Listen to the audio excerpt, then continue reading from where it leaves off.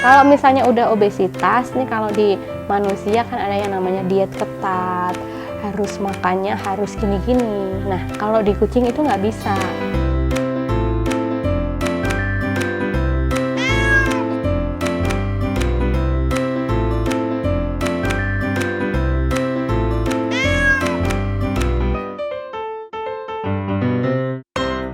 Tidak hanya di manusia, di kucing pun juga mengalami hal yang sama. Jadi kita harus disiplin memberikan nutrisi ke hewan kesayangan kita.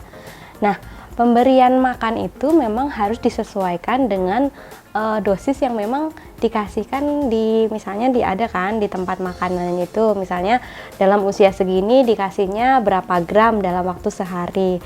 Nah, kita harus disiplin nih ngasih kayak gitu, jangan sampai kita sesukanya. Kadang kan kita seneng ya ngasih makanan kucing, dia makannya lahap, akhirnya dikasihlah lagi.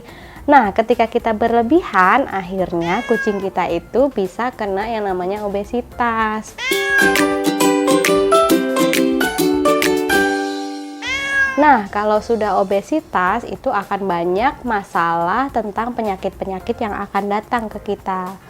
Nah, sekarang gimana sih membedakan apakah dia obesitas atau enggak? Karena kan beberapa ras nih beda nih.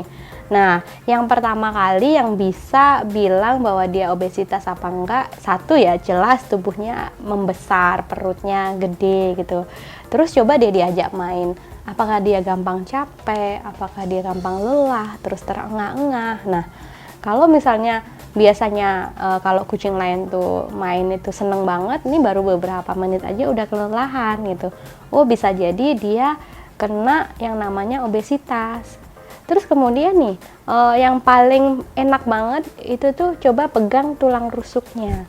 Apakah kelihatan ataukah bisa kepegang? Kalau misalnya nggak bisa dipegang sama sekali, berarti memang kucingnya kakak-kakak ini udah mengalami obesitas.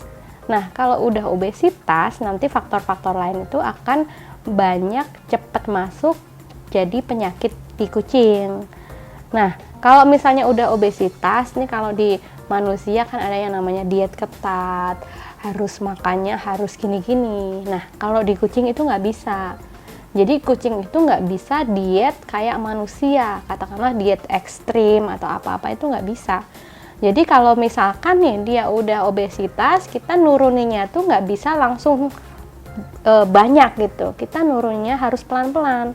Karena apa? Kalau misalnya secara tiba-tiba, kucing kita itu akan namanya hepatic lipidosis. Jadi muncul penyakit yang menghepar itu ke hati. Jadi kalau udah obesitas, kita nggak bisa misalnya nih, oh dalam waktu sebulan ke depan kucing saya harus langsing gitu. Nah, itu nggak bisa. Jadi dalam sebulan itu paling 300-400 gram itu turunnya udah bagus banget. Jadi nggak bisa langsung drop. Kalau langsung drop nanti kena yang namanya hepatic lipidosis itu. Nah, itu berbahaya karena akan menyebabkan kematian. Jadi saran saya, kasihlah makan sesuai dengan porsi yang memang diberikan dari masing-masing pakan itu. Kalau misalnya ngasih makan itu kan ada dua cara ya, yang namanya ad libitum atau sesuai jadwal. Kalau ad libitum itu dikasih terus nih, ada terus. Kalau sesuai jadwal biasanya kita masih makan 2 kali atau 3 kali. Nah, saran aku kalau misalnya buat makanan itu sesuai jadwal aja. Jadi misalnya nih direkomendasikan bahwa makanan kucing merek A dalam 1 hari untuk berat badan 3 kilo itu ngasihnya 100 gram. Ya udah, pagi kita ngasih 50 gram, malam kita ngasih 50 gram. Nggak boleh lebih daripada itu.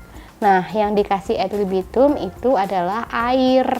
Jadi air minum itu harus selalu disediakan. Kalau makanan kita kasih jadwal aja biar kucing kita itu disiplin juga. Selain mengajari tentang disiplin, jadi kucing kita itu nggak asal mau dikasih makan orang lain.